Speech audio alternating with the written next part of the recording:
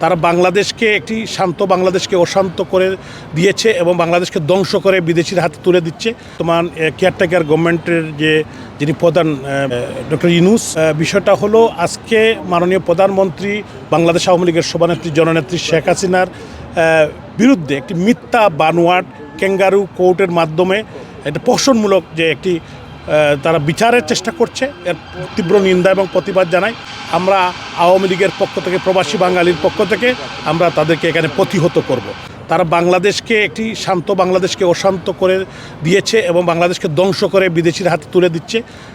এবং আপনি জানেন যে করিডোর দেওয়া, বন্দর দেওয়া, বাংলাদেশের ইকোনমিকে ধ্বংস করা, প্রায় 200 ফ্যাক্টরি বন্ধ করে দেওয়া, ল অ্যান্ড অর্ডার সিচুয়েশন বলতে কিছু নাই। তো আমরা মনে করি যে মানুষ কিন্তু এখন জেগেছে, সারা বাংলাদেশের মানুষ এবং প্রবাসীরাও জেগেছে।